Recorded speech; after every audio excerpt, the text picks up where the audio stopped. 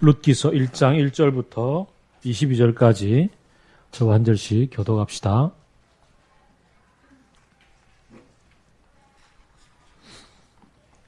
사사시대에 그 땅에 기근이 든 일이 있었다.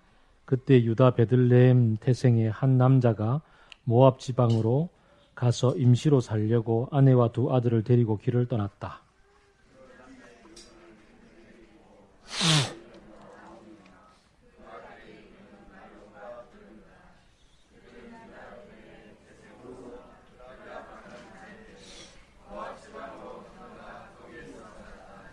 그러다가 나오미의 남편 엘리멜렉이 죽고 나오미와 두 아들만 남았다.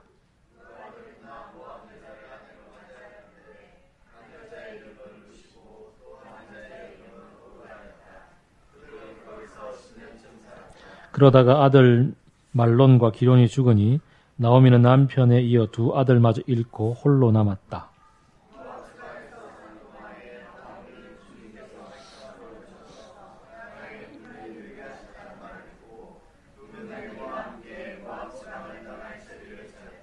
나오미가 살던 곳을 떠날 때에는 두 며느리도 함께 떠났다. 그들은 유다 땅으로 돌아가려고 길을 나섰다.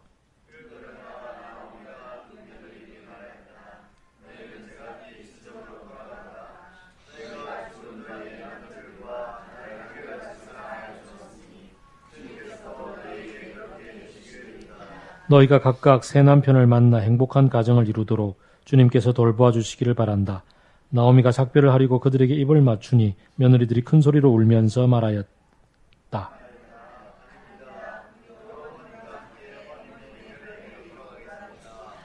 그러나 나오미는 말렸다. 돌아가다오.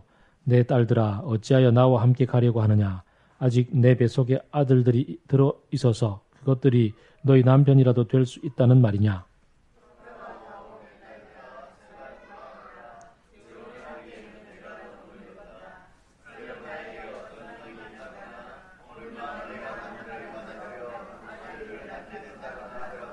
너희가 그것들이 클 때까지 기다릴 셈이냐. 그때까지 재혼도 하지 않고 홀로들 지내겠단 말이냐. 아서라, 내 딸들아, 너희들 처지를 생각하니 내 마음이 너무나 괴롭구나. 주님께서 손으로 나를 치신 것이 분명하다.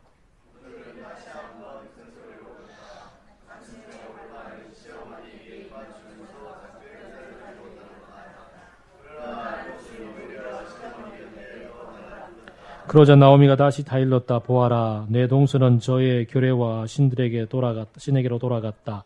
너도 내 동서의 뒤를 따라 돌아가거라.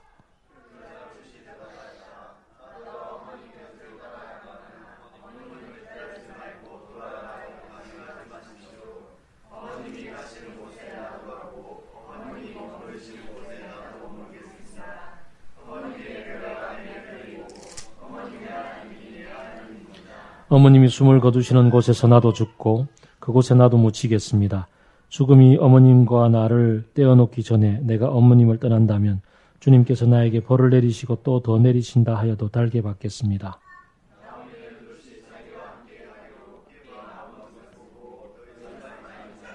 그 두 사람은 길을 떠나서 베들레헴에 이르렀다. 그들이 베들레헴에 이르니 온 마을이 떠들썩하였다. 아낙네들이 이게 정말 나오미인가 하고 말하였다.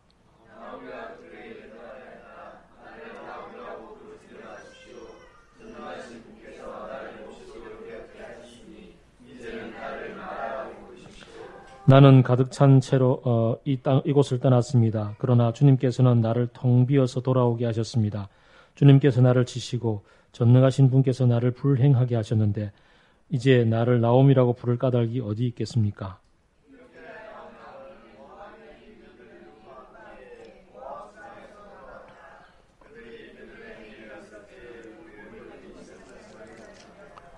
아멘. 오늘부터 4번에 걸쳐서 11월 달 한 달 동안 룻기서를 묵상하고자 합니다. 함께 제목에서 써드렸던 것처럼 하나님 나라의 일상을 살아가는 아름다운 한 이야기가 아닐까. 그 이야기 속에서 함께 우리가 또 하나님 나라의 귀한 은혜들을 누리고자 합니다. 룻기서는 구약 중에서도 굉장히 아름다운 그리고 그 문학성으로 보더라도 굉장히 완결성이 높은 그런 한 이야기입니다. 그래서 너무나 잘 짜여져 있는 그런 얘기라 어떤 사람들은 이게 만들어진 얘기다, 가짜다 뭐 이런 얘기를 하기도 합니다. 너무나 아름다운 이야기이기 때문에 구조적으로도 잘 짜여져서 그렇습니다. 그렇지만 우리는 이 말씀이 하나님께서 주신 우리에게 주신 말씀이라는 것을 분명히 붙잡고 그 속에서 하나님 나라가 어떻게 펼쳐지고 있는지를 함께 묵상할 수 있을 거라 여겨집니다. 오늘 보면 1절은 얘기합니다. 시대 배경이 사사시대다라고 얘기를 합니다. 사사시대에라고 출발을 하죠. 우리는 룻기서가 역사서 가운데서 사사기 바로 뒤에 붙어 있음을 보게 됩니다. 그리고 룻기서 바로 다음에 뭐가 이어집니까? 성경 역사가 사무엘로 이어지죠. 아주 이 편집 이렇게 순서가 잘 짜여져 있는 것을 보게 됩니다. 사사기 마지막 절이 어떻게 끝납니까? 바로 앞에 있으니까 같이 읽을 수가 있겠죠? 같이 한번 볼까요? 사사기 마지막 25절이죠. 시작.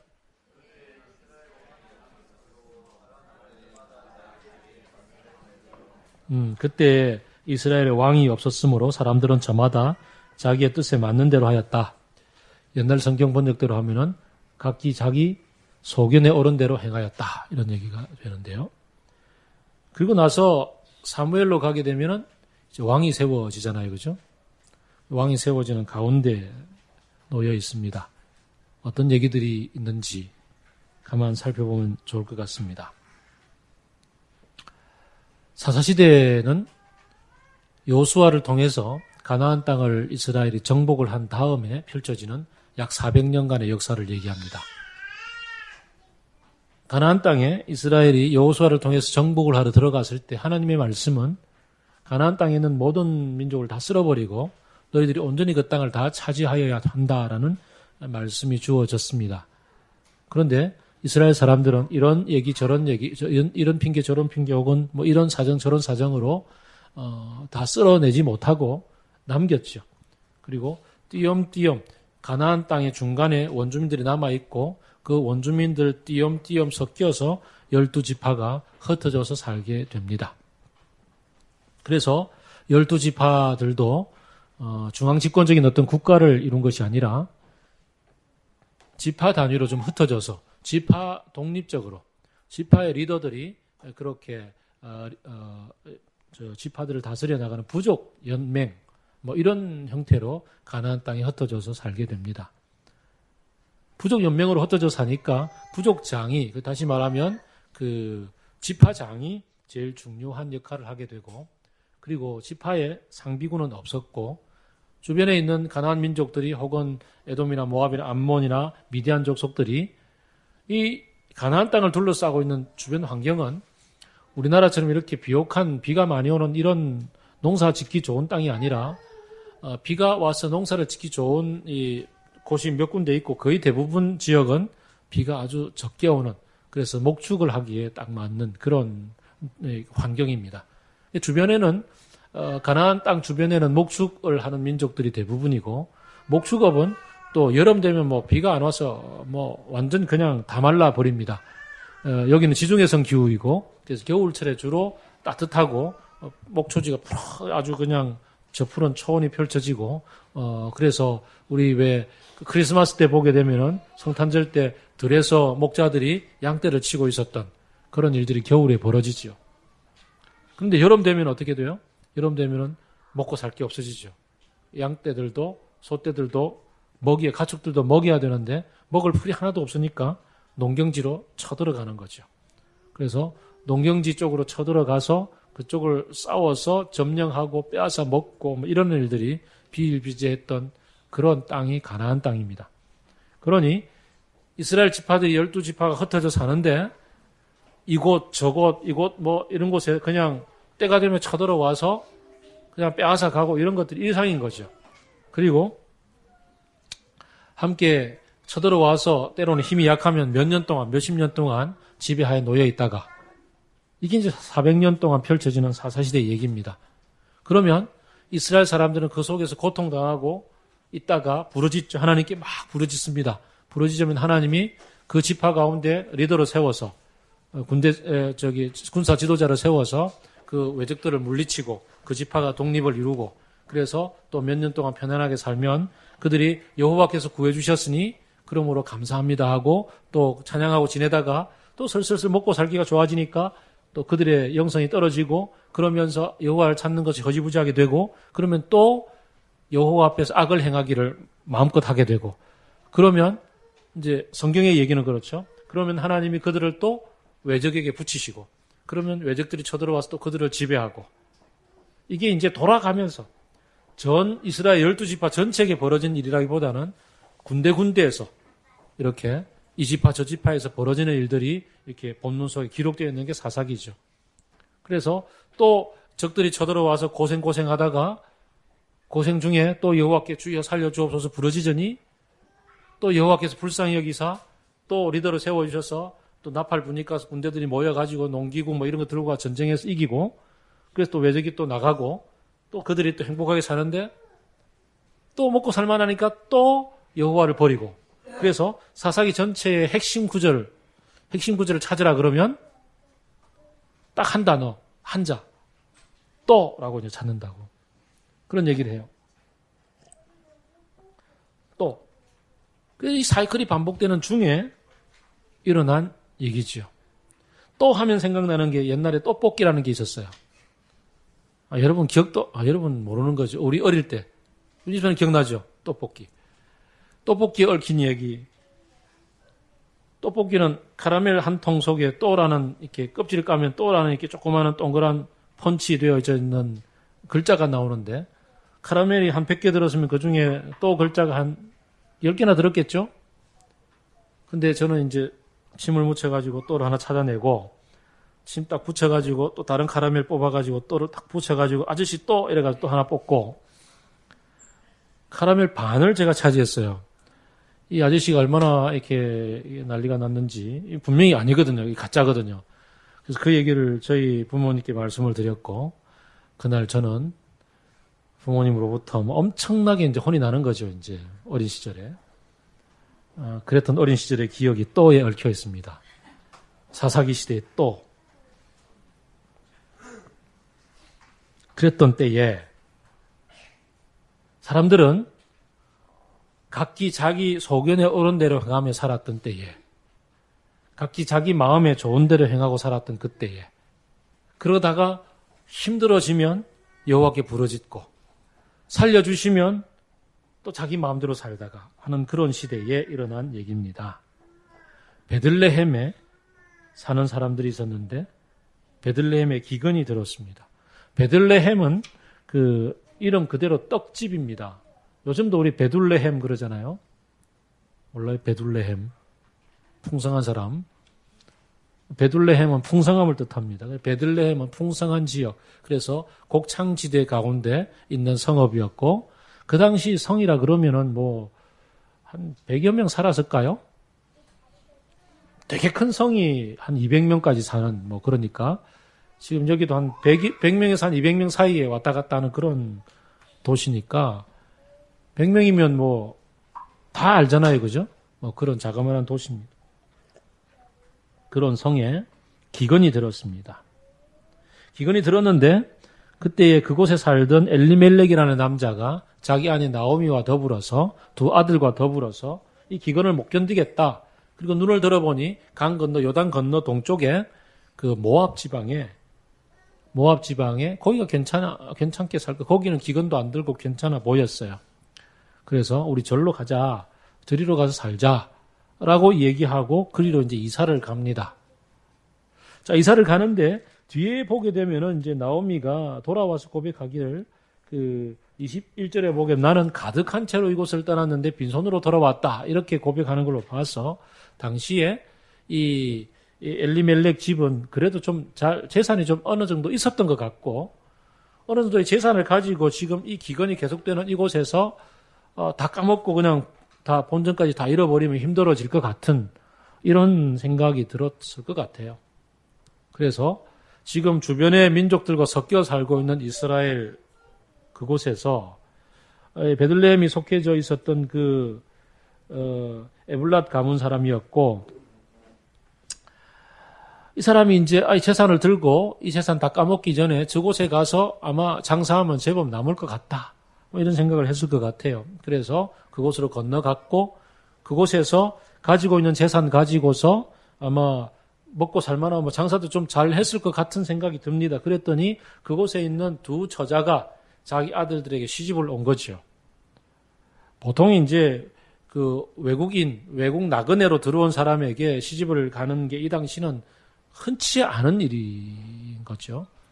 종래혼들이 대부분인 이런, 우리도 뭐 거의 같은 동일 문화권 속에 사는 사람들인데 그런 것처럼 이 두 사람, 이 오르바와 룻이라는 이 두 여인이 이 남자에게 시집을 올 것 같은 정도였으면 아마 뭔가가 혈혈단신으로 그냥 빌어먹고 살고 있는 집에 오진 않을 거 아니에요.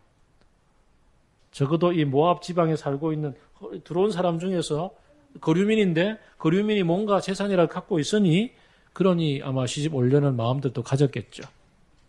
그래서 시집을 와서 삽니다. 아마 모압에서도 꽤 돈도 좀 잘 벌었지 않았을까 여겨집니다.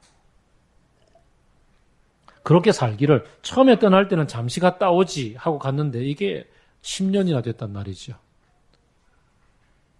10년이 되는 동안에 이 엘리멜렉이 뭐 그곳에서 살아남기 위해서 뭐 아주 열심히 일해가지고 그냥 밤을 낮으로 삼고 열심히 일했던지 그래서 병이 들어서 죽게 됐어요. 남편이 죽게 되고 남편의 뒤를 이어서 아들 둘이서 이 뭐 가문을 이어서 그곳에서 살아남기 위해서 열심히 일하다가 어떤 일이 생겼는지 모르지만 둘 다 차례대로 죽어버리고 말았습니다. 이 당시에 이제 사실 그 이전에도 보게 되면 이스라엘 사람들은 그 기근이 생겼을 때 기근을 못 버텨서 이렇게 다른 곳으로 이사 갔던 뭐 그런 예들이 있잖아요. 아브라함 때도 기근을 피해서 2번이나 이집트로도 가기도 하고 그랄로 가기도 하고 또 요셉 총리 시절에 그 야곱 집안 전체가 이스라엘 전체가 이집트로 이사를 가고 덕분에 그게 400년이라는 종살이까지 가는 그런 안타까움을 경험하고 그리고는 출애굽하는 이런 이제 역사들의 시절이 있었던 이후의 얘기죠.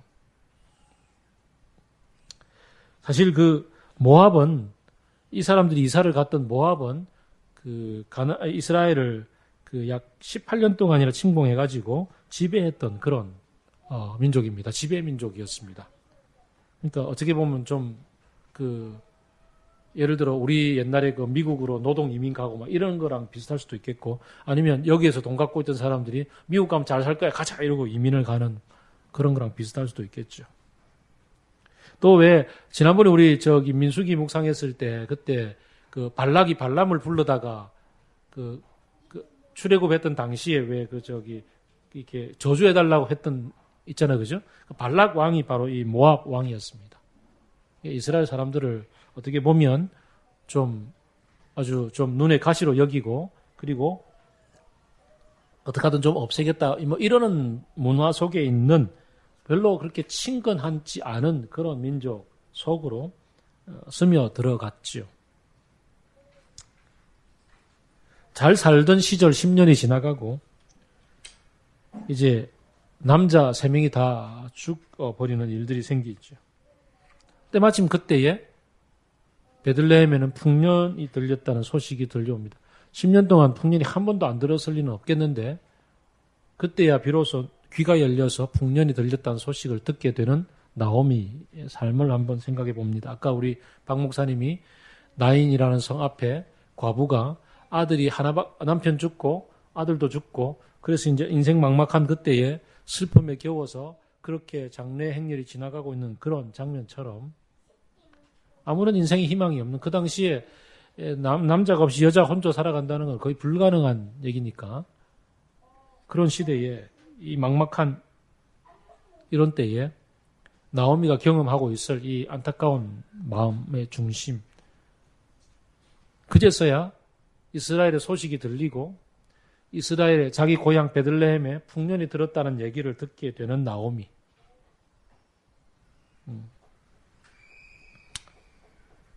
그렇죠, 그죠?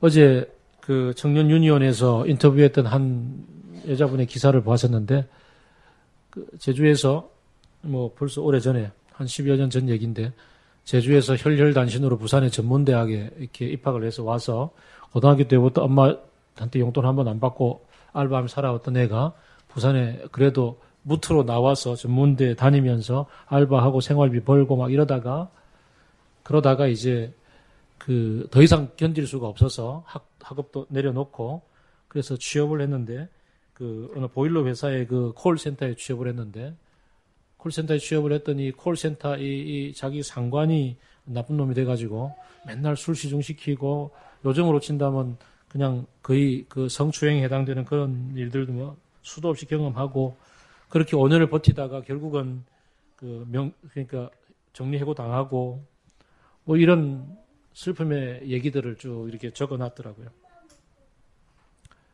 그렇게 5년을 아둥바둥 그렇게 살다가 퇴사할 그 무렵이 되었어야 잘리는 현실이 딱 되었어야 비로소 정신 차려보니 내가 뭔 짓을 하고 있는가 이러면서 이제 그동안 성추행했던 상관에게 막 대들고 막 그냥 노동법으로 고발하겠다 그러고 막 이런 이들을 벌였던 여자분의 얘기가 적혀 있었는데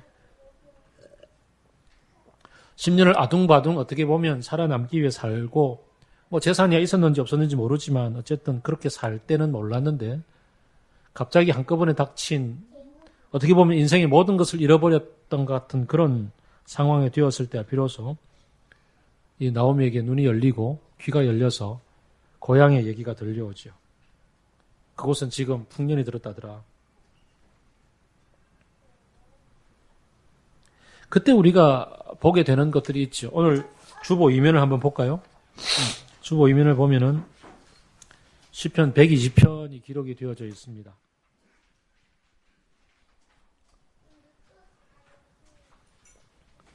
내가 고난을 받을 때 주님께 부르짖었더니 주께서 나에게 응답하여 주셨다. 주님, 사기꾼들과 기만자들에게서 내 생명을 구하여 주십시오라고 기도했단 말이죠. 너희 사기꾼들아, 하나님이 너에게 어떻게 하시겠느냐? 주님이 너희를 어떻게 벌하시겠느냐? 속에 있는 분노가, 그동안 참고 지냈던 분노가 다 나오죠. 막 쏟아놓았습니다. 괴롭다. 내가 살았던 인생이 매색이나 혹은 혹은 게달 사람들, 그러니까 이방 사람들 속에 살았던 인생처럼 힘들었구나. 난 평화를 싫어하는 사람들과 너무나 오랫동안 같이 살아왔다. 가만 돌아보니 내 마음에는 평화의 중심이 있는데 내가 내 마음의 평화를 얘기하려고 할 때 사람들은 나에게 전쟁을 선포하는구나. 살다가 문득 돌아보니 내 주변에 나를 둘러싸고 있는 모든 사람들은 경쟁으로 달려가고 있고 경쟁 속에서 나도 끊임없이 뒤처지지 않기 위해서 아둥바둥 살아왔던 그 시절들을 돌아보면 내 마음에 내가 문득 놓치고 있었던 것이 무엇인지가 보이는 거죠. 사실 우리 모두는 우리의 인생들을 가만 돌아보면 아마 어떻게 보면 주님의 공동체를 떠나서 어떻게 보면 주님과 더불어 같이 사귀던 그런 시절들을 떠나서 홀로 고군분투하던 그런 경험들을 다 한 번씩은 가지고 있을 겁니다. 이모저모로 있을 때는 몰랐는데 있을 때는 그 행복과 그 사랑이 어떤 것인지 몰랐는데 떠나면 더 잘 될 것 같고 내 인생의 미래를 개척하기 위해서 가는 길인데 왜 사람들이 내 발목을 잡냐 그러면서 뿌리치고 떠났던 사람들도 있을 거고 뭐 어쨌든 이런저런 일들로 한 번씩 우리들은 공동체나 혹은 하나님이나 때로는 부모님의 곁을 사랑하는 이의 곁을 그렇게 뿌리치고 떠났던 경험들이 아마 다들 있을 겁니다. 그런데 그곳에서 잘 될 때는 몰랐는데 엄청난 고난이 연거푸 그냥 쌓이고 고통이 힘들어서 견딜 수가 없던 그런 때에 문득 기도하는 중에 깨닫죠. 하나님. 문득 내 입에서 나온 얘기가 하나님이었습니다. 그러면서 돌아보니 오늘 시편 120편이 고백하는 것처럼 내 마음의 중심에는 하나님이 계신데 하나님이 얼마나 나를 아파하고 계셨을까? 얼마나 길이 참고 계셨을까? 내가 지금 뭐 하는 짓이지? 누군가가 노래했던 것처럼 난 참 바보처럼 살았군요. 그러면서 돌아보니 주변에는 전쟁을 준비하는 사람들밖에 없고 평화를 싫어하는 사람들밖에 없는 이곳에 난 포위되어서 내가 모든 것을 잃고 살았구나. 내 아버지 집으로 가자.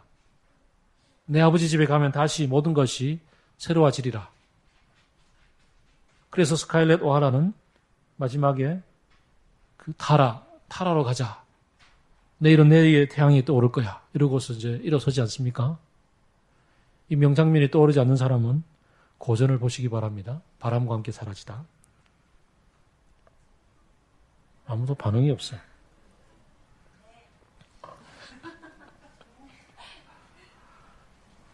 어떻게 보면 그 누가복음 15장에 나오는 탕자의 얘기도 참 오버랩되지 않습니까?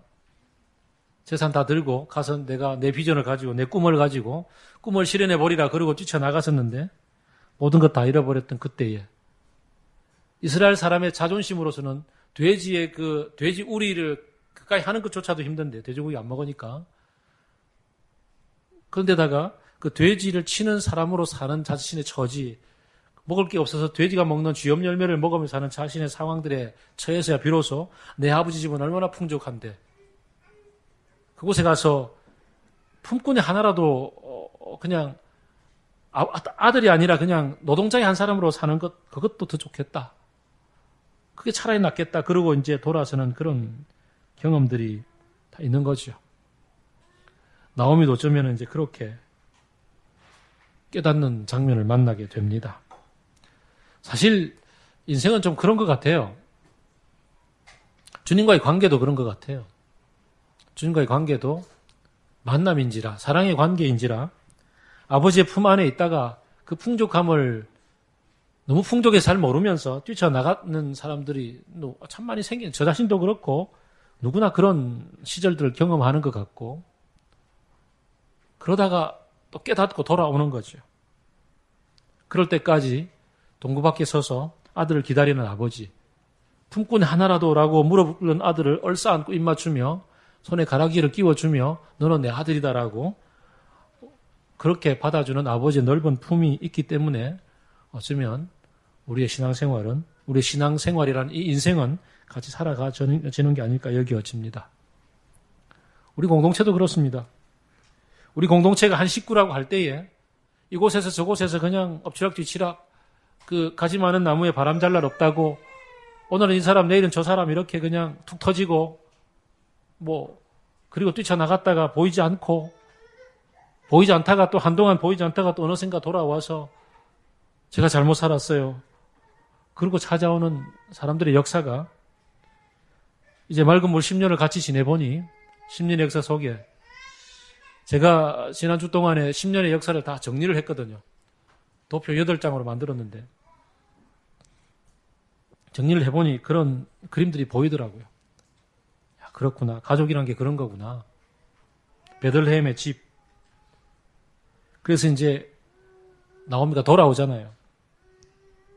돌아왔을 때 19절부터 보게 되면 공동체 식구들 그 100여 명 밖에 되지 않는 그래서 누가 누군지 다 아는 그런 마을의 여인들이 놀라며 반응하지 않습니까? 이게 진정 나오미인가? 돌아온 나오미 행색을 바라보며 아마 양가 감정을 느꼈을 거예요. 두 가지 마음 다죠. 그래, 네가 좀 가진 거 있다고 그냥 뛰쳐나가더니 네가 돌아온 모습이 뭐 그러냐. 자기들은 사실 그때 베들레헴 전체가 기근이 들었으니 기근을 견뎠을 거 아니에요. 여기 있던 사람들은. 어려움을 견디고 있었던 사람들 앞에서 자기가 가지고 그냥 뛰쳐나갔던 이 나오미 일가가 얼마나 속에서 좀 얄미웠을까요? 난 지금 견디고 있는데 지금 다 싸들고 그냥 뛰쳐나가는 이 집안을 봤을 때 느꼈던 그런 느낌들이 아마 떠올랐지 않겠습니까? 그러면서도 돌아오는 모습이 너무 행색이 초라한 모습을 보고서 마음에 놀라고 반겨주는 거죠. 그러면서 진정 나오미인가 그러면서 품어주는 거죠. 뒤에 얘기들을 보면 이제 얼마나 잘 품어주고 있는지가 드러나죠.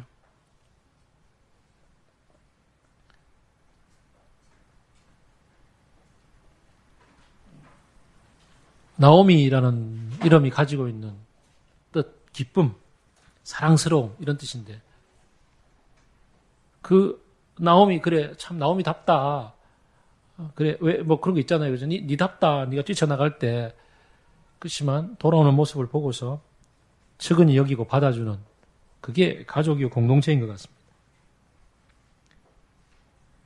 나오미는 돌아오면서 그러죠. 나오미 아니다. 내가 웬 나오미냐. 난 마라다, 마라. 이스라엘 사람들이 왜 그 출애굽에서 오다가 그 물이 막 목말라가지고 오아시스 하나 발견하고 막 뛰어갔더니 막 물이 너무 써가지고 못 먹었던 그때 거기를 마라라고 이름하죠. 쓴 물 이런 뜻인데 쓰디 쓴 쑥과 같이 쓰라린 뭐 이런 뜻. 내 인생 더 이상 나옴이 아니다. 기쁨 아니다. 10년 동안 내가 참 많은 고생했다. 이제야 내가 좀 가족을 알겠고 이제야 내가 하나님을 알겠다. 하나님이 어떤 분인지. 사실 기쁨으로 나갔지만 텅 빈 채로 돌아왔다. 엘샤다이 전능의 하나님이 뭐든지 가능하신 하나님이 나의 지난 10년 동안에 나를 치셔서 빈손으로 돌아오게 만드셨다. 10년의 역사를 돌아보니 아주 좀 초보적인 감정이긴 해요. 원망이 섞여 있는 것도 같이 있으니까. 하나님이 나를 치셔서 내가 지금 빈손으로 돌아왔다 얘기는 하나님을 원망하는 것도 있지만 그냥 이것은 표면적이고 어떻게 보면 좀 자기의 그 감정이 좀 묻어나는 얘기겠지요. 그런 뒷면에 보게 되면 내 인생, 내가 뛰쳐나갔던 그 인생이 하나님 기뻐하시는 인생이 아니었구나라는 깨달음이 있는 거죠. 돌아온 탕자 마냥으로. 우리도 그럴 때 깨닫죠.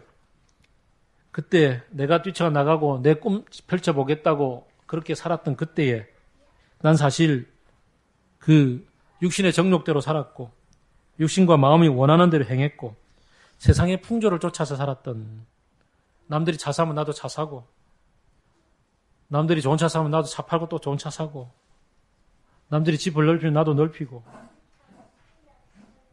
이렇게 남들이 하는 대로 열심히 그렇게 살아갔던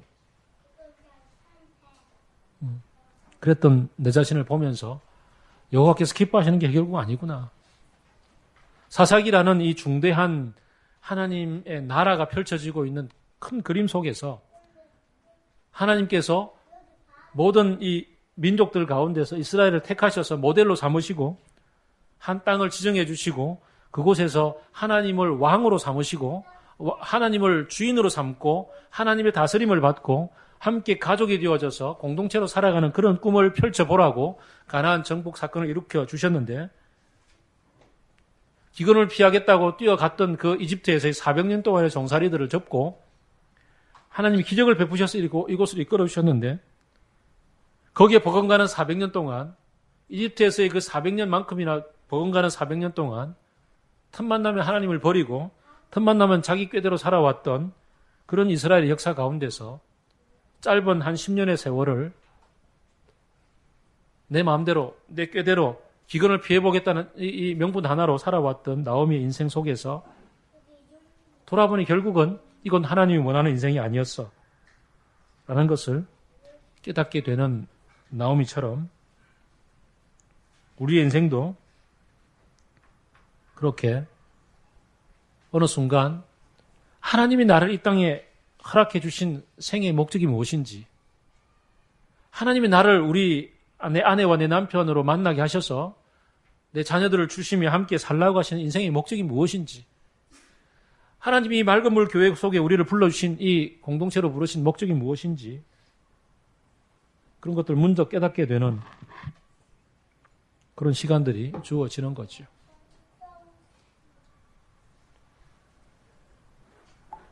사실 그런 시간이 평상시에 주어지면 좋겠는데 꼭 우리들은 이런 나오미처럼 고난의 연급 후 그냥 겹친 뒤에야 깨닫는다는 게 참 인생의 묘한 숙제이긴 합니다만 어쨌든 그렇게 깨닫게 되는 날이 축복의 날입니다. 돌아온 탕자처럼 아버지 앞에 무릎을 꿇고 아버지의 집에서 지내는 것이 얼마나 좋은 세월인지를 깨닫게 되는 것이 중요한 때인 거죠. 그게 참 중요한 것 같습니다. 인생의 상황이 꼬이고 힘들어질 때 그것을 통해서 하나님의 시각으로 다시 해석해낼 수 있는 그것 자체가 귀하고 감사한 거죠.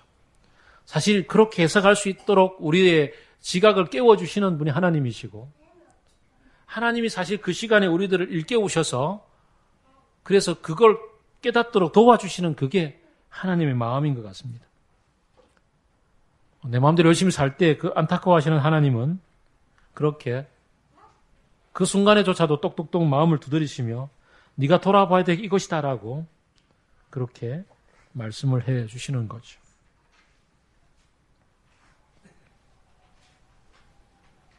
맑은 물 10년을 돌아보면서 함께 기뻐하고 감사하고 그러면서 또 내 인생의 10년도 한번 같이 돌아보고 참 좋은 기회인 것 같습니다. 다다음 주면 이제 잔치를 하는 그날 우리는 10년 전에 내 모습의 사진을 같이 전시하면서 그러면서 내가 10년 동안 이렇게 살았어라는 뭐 이런 얘기들을 아마 함께 나누게 될 거예요.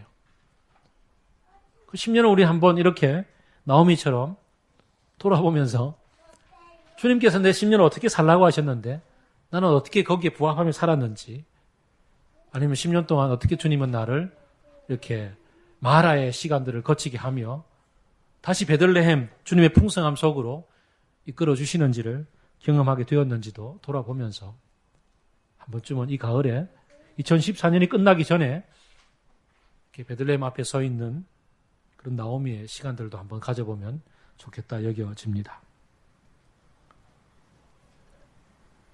한편 오늘 본문에는 또 다른 사람이 이제 등장하죠. 룻입니다. 룻하고 롯하고 헷갈리면 안 되겠죠. 롯은 아브라함의 족하고 소돔과 고모라를 택해서 갔다가 아내를 소금 기둥으로 만들어버린 그런 안타까운 인생을 산 사람이고 룻은 아주 아름다운 인생을 산 여인이죠. 룻은 모압 여인입니다. 모압의 처녀로 살다가 자기 땅에 살러 들어온 이 한 남자를 보게 되고 한 이 총각을 보고서 이 준수함에 아주 그냥 뿅 가게 됩니다. 돌아보니 재산도 좀 있는 것 같고 뭐 이런저런 뭐 택함의 기준들은 있었겠죠. 어쨌든 그래서 이른바 오늘로 치면 국제 결혼을 하게 되는 거죠. 국제 결혼을 했을 때 찾아오는 여러 충격적인 사건들이 있지 않습니까? 한 남자와 한 여자가 다른 집안에서 20여 년 살다가 만나서 결혼해도 충돌하는 문화적 충돌이 있는데 하물며 민족과 그리고 섬기는 신이 다른데 신앙 자체가 다른데 종교가 다른데 만났을 때 벌어지는 일은 꽤 클 겁니다. 그런데 10년의 삶 중에서 언제쯤 만나서 결혼했는지는 모르지만 몇 년을 쭉 살면서 이 룻이 이 가정에 들어와서 살면서 경험하는 이 경험이 좀 남다르지 않았을까 여겨집니다. 물론 룻은 보게 되면 뒤로 쭉 사건들을 보게 되면 스토리를 보게 되면 참 성품이 참 타고날 때부터 좋았지 않았을까 여겨집니다. 사람의 마음을 잘 배려하고 그렇게 품어주는 그런 사람이 아닐까 여겨집니다. 그러나 오직 내 속에 형성되어지는 천성적인 성품만으로는 뛰어넘을 수 없는 그런 아주 많은 사건들이 인생에는 주어지지요. 특히나 종교가 다른 집안에서. 그런데 이 룻은 이 집안에 시집을 와서 비록 자기 욕심을 지키기 위해서 이렇게 모압으로 건너와서 어떻게 보면 뭐 살아남고 있는 어떤 이스라엘이라는 어떤 이 역사의 그 민족으로 본다면 좀 떨어져 나온 어떤 사람이긴 하지만 그럼에도 불구하고 이스라엘의 하나님을 믿고 사는 사람의 신앙 집안, 하나님이 주인이 되어서 살아가고 있는 그래도 그 주인의 그림자라도 이렇게 가지고 있는 그러한 문화 속에 살고 있는 이 엘리멜렉 집안에 와서 시아버지와 시어머니 그리고 그 아마 순서상으로 보면 아마 자기가 맞이 장남의 아내가 아닐까 여겨지는데 어쨌든 그 시동생인지 아주버님인지 모르겠지만 어쨌든 시동생이라 보고 그렇게 함께 살아가는 이 가정이 만들어내는 분위기 속에서 점차점차 동화되어져 가지 않았을까. 그러면서 이스라엘의 하나님이 이 룻의 하나님이 되어지고 인격적으로 하나님을 만나는 역사들이 펼쳐지지 않았을까. 좀 우리가 상상을 해봅니다. 그리고는 인생의 어느 순간, 이 젊은 어느 순간 몇 년 살지도 않았는데 사실은 뭐 5, 6년 살았겠죠. 남편이랑 아무리 길게 살았다고 보더라도 아니면 뭐 7, 8년을 살았든지. 그런 남편이 세상을 떠난 거죠. 자식도 없이. 어쩌면은 이 얘기의 스토리 전개상으로 본다면 조금 뒤에 일어난 일인 것 같기도 해요.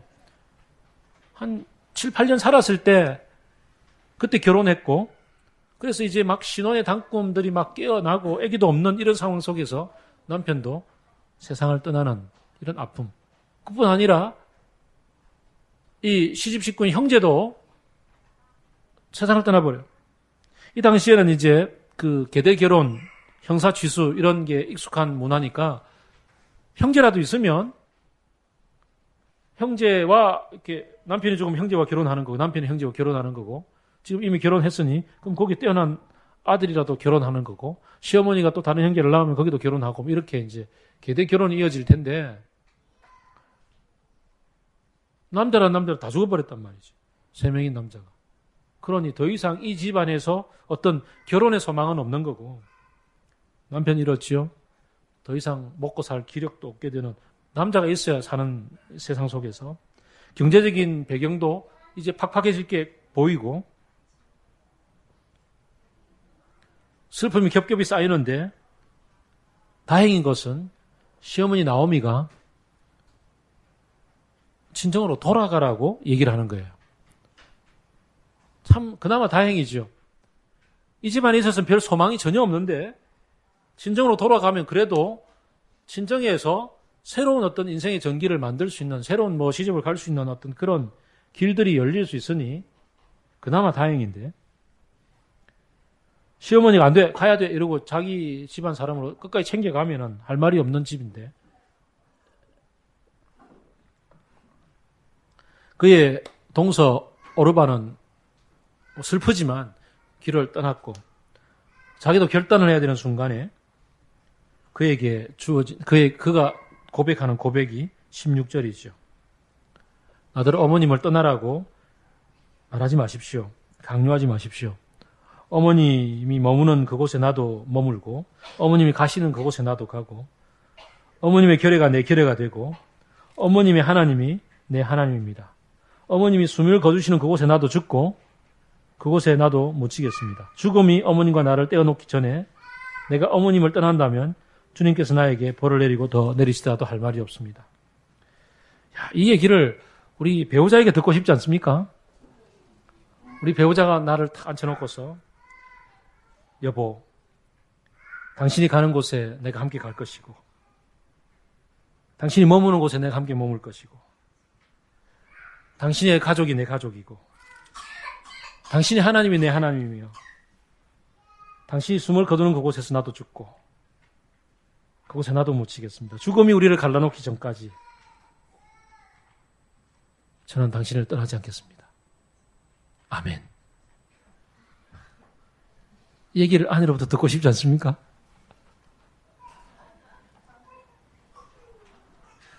이 얘기를 며느리가 시어머니한테 하는 거예요. 야, 이게 참 놀라운 얘기죠. 이 속에는 타고난 성품도 있겠지만 그가 이 가정에서 보고 배운 하나님 중심의 삶의 문화와 그리고 하나님이 내 안에 계시기 때문에 주어지는 긍휼히 여기는 마음. 나는 어떻게 보면 내 인생을 새롭게 살아갈 수 있겠지만 그러나 이 늙어버린 이 시어머니는 내가 아니면 누가 보살피겠느냐고. 돌아간들 이 늙은 나이에 이제 거기서 재산 다 처분했고 자기 민족으로 돌아간들 그곳에 남아있는 뭐가 기다릴지 모르는 민족들이 자기를 냉대할 수도 있고 버릴 수도 있고 그냥 아예 그냥 불가촉으로 대접할 수도 있는 율법으로 예약한 이방 속에 살았고 이방인 여인들을 며느리를 맞이했고 율법으로서는 벌을 받아야 마땅한 그런 삶을 살아버린 이 여인을 어떻게 대해줄지도 모르는 그런 백그라운드 속에 있는 이 한 노인을 긍휼히 여기고 불쌍히 여기는 마음으로 그냥 내 가족으로 이미 받고 내 가족이기 때문에 함께 하고자 하는 마음이 룻 속에 주어지는 거죠. 나오미가 이 얘기 듣고 얼마나 마음이 어떻게 움직였을지 한번 상상을 한번 해볼 수가 있겠습니까? 나오미 마음이 모든 아들과 남편 다 잃어버리고 민족으로 돌아가려고 했을 때 찾아온 그 불안감과 어떤 일이 펼쳐질지 모르는 그런 상황 속에 같은 처지에 며느리가 이 얘기를 하며 같이 가겠다고 따라올 때 그때 주어지는 이 위로는 힘은 엄청날 겁니다. 이게 이제 하나님의 선물인 거죠. 우리가 힘들고 어려운 그런 시기에 하나님은 우리의 모든 시험들 속에서 나 몰라라 하고 그냥 내팽겨 치시는 분이 아니라 그곳에서 피할 길을 예비해 주시고 그래서 사망의 엄심한 골짜기를 다닐지라도 하나님이 막대기와 지팡이로 나를 지켜주시는 그런 숨쉴 구멍을 열어주시는 하나님을 만나는 거죠. 사실 이럴 때 하나님이 얼마나 내 인생 속에 깊이 짠하게 다가옵니까? 이런 하나님을 이렇게 만나는 삶에 깨닫고 이런 하나님의 은혜를 경험하는 얘기들이 쌓여 있는 사람은 인생이 결코 외롭지가 않은 거죠. 그리고 그런 일은 사람을 통해서 주어지더라고요. 내가 가장 힘들고 어려웠을 때 누군가가 내 옆에서 나의 손을 잡아주며 힘을 내야지 일어나야 돼. 힘내라 맑은 물아 노래처럼 바다로 흘러가야 될 그때에 흐린 물줄기 만났다고 지쳐 쓰러지지 말고 뒤엉켜 가다 보면 어느새 맑은 물이 되어 있는 거야. 그러며 어깨를 또닥거려주는 그런 사람을 만나는 것. 이게 하나님의 복인 것이고 사실 그게 우리 가족 속에서 우리 맑은 물 공동체 속에서 그런 사람들이 내가 이제 그런 사람이 되어주고 또 내게 어떤 사람이 그런 사람이 되어주는 그런 일들을 경험할 때 참 감사함이 넘치는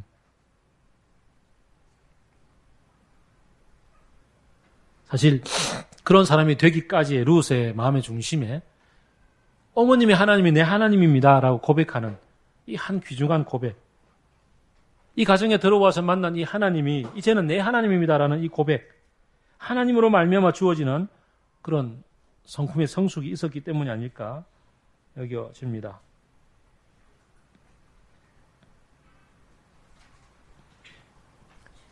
이 모든 얘기 가운데 하나님은 엘리멜렉과 두 아들과 그리고 나오미가 자기 생각이 가득 차서 길을 떠났을 그때 강권적으로 말리지 않고 그래 한번 살아봐라. 살다 보면 내 품이 그리울 거야 라고 과감하게 보내어 주시면서도 끝까지 포기하지 않고 그곳에 계시며 이렇게 룻을 준비시키셔서 룻의 마음에 하나님을 만나게 해주시고 이런 역경의 시기에 룻을 통해서 나오미가 새롭게 하나님께로 나올 수 있도록 길을 열어주시는 참으로 주도 면밀하게 졸지도 주무시도 아니하시며 우리를 지키고 보호해 주시는 그런 하나님을 보게 됩니다. 우리 인생 가운데 가만 돌아보면 분명히 이런 때가 있을 거예요. 분명히 이런 경험들이 있을 거고 그런 걸 떠올려서 주님께 감사드리고 그런 것 때문에 주님을 찬양하고 그래서 이제 그런 주님의 사람이 되어져서 이제 나도 그런 맑은 물 흘려내는 사람이 되어야 되겠다고 그렇게 한번 결심할 수 있다면 오늘 그 은혜가 충만하리라고 여겨집니다. 우리 인생 가운데 역사하시는 하나님은 이렇게 우리와 동행하고 계십니다. 그리고 우리는 어느 곳에 있든지 그곳에서 하나님의 나라를 결국 살고 있음을 보게 되는 거죠. 내 마음의 중심에 계획과 내 생각이 가득 차 있는 그때도 우리는 하나님이 다스리시는 그 나라 가운데 있음을 뛰어봐야 벼룩인 그래서 시편 139편 시편 거기서 고백하기를 내가 새벽 날개치며 바다 끝에까지 가더라도 그곳에도 하나님이 계시는 것을 발견할 수밖에 없는 하나님의 다스림 가운데 있음을 기억하고 좀 빨리 고백합시다. 주님, 내 마음의 중심을 아시는 주님, 나를 다스려 주옵소서. 내 속에 무슨 악한 행위가 있나 보시고 나를 이끄셔서 주님의 성품과 주님의 생각으로 바꾸어 주옵소서.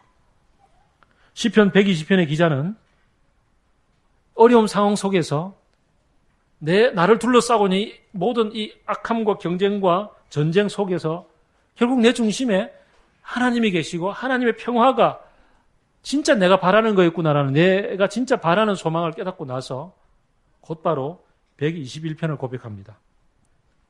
내가 눈을 들어서 산을 바라본다. 나의 도움이 어디서 오는가?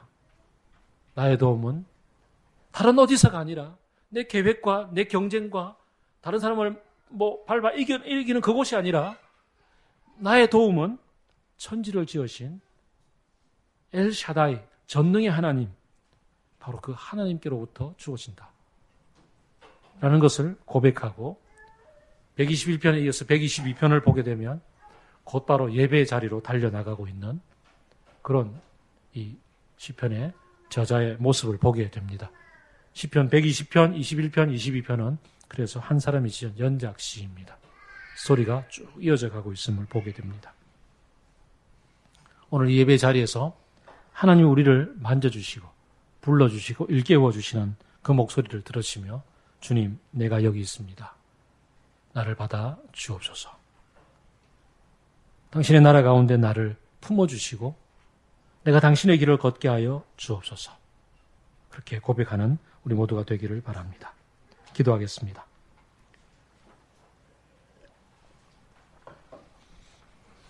우리는 10년간의 나오미의 삶과 다시 베들레헴으로 돌아가는 그를 맞이해주는 베들레헴 사람과 그를 뒤쫓아가는 롯을 통해서 우리의 인생들을 한번 돌아보기를 원합니다. 돌아보며 가운데 계시는 주님을 깨닫고 그 주님의 마음이 내 인생을 바라보면 어떤 마음이셨을지를 한번 상상해보며 느껴보며 기도하도록 하겠습니다.